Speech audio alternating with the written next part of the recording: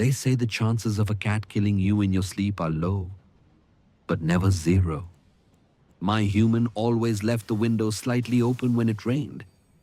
He said the sound helped him sleep.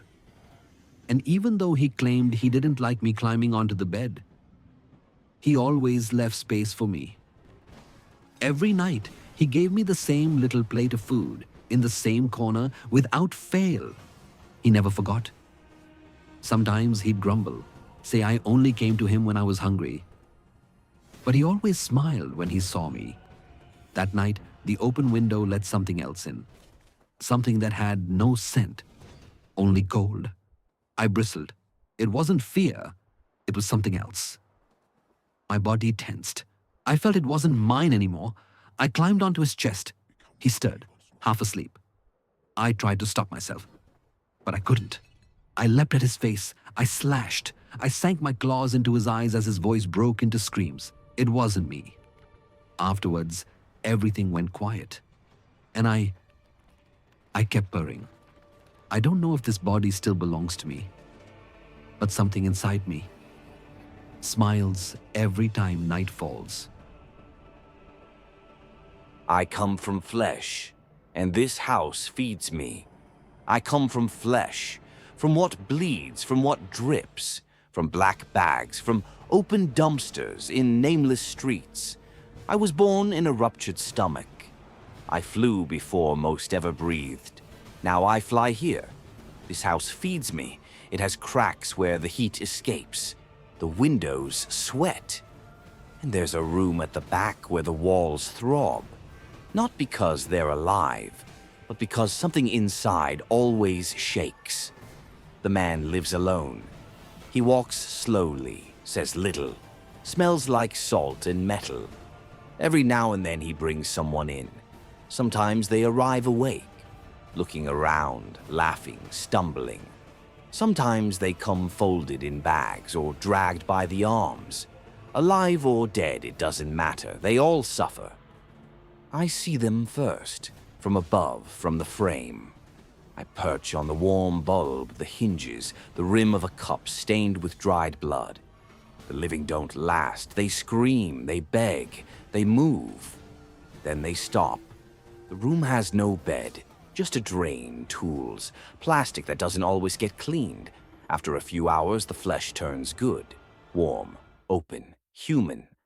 Then my legs hum. I descend, I get close, I feed. Sometimes the man sees me. He lets me be. Once he caught me, held me between two fingers, looked at me, then let me go. I don't bother him, maybe we're the same. The walls in the room are stained. The blood dries in layers, one over the other, like old paint. I've counted 7 victims, maybe 10. I'm not sure. The faces repeat. They blur together. It doesn't matter anymore. What matters is there are always more, and I always return. Because flesh calls me, because the air smells like wounds, because in this house, pain is constant, and I come from flesh. I might be just a dog, but I know what's in the corner. My eyes don't see like they used to. I know that. Sometimes it's hard to get up on the couch. My legs shake. The master says I'm old, that my mind is going. I heard him tell the woman on the phone that I'm on my way out. That maybe it's time soon. But I'm not crazy. I'm not confused. I know what I see every night when he turns off the lights and his breathing gets slow and deep. That thing comes down a little more. Always from the same corner. The one above, the one right over his bed. During the day, there's nothing. Just ceiling, shadow, silence. But in the dark, something hangs there. It twists. It folds into the corner like a giant spider. Though it doesn't look like a spider. It doesn't look like anything I know. It doesn't make a sound. It doesn't smell like flesh. It smells like wet stone and rusted metal. Like the air before a storm. That never comes. The first time I saw it, I thought I was dreaming.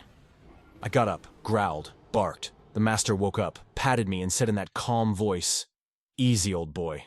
There's nothing there." But there is. Since then, I've watched it. I sit at the foot of his bed and stare straight at the corner. I don't care if my legs shake, if my bones hurt.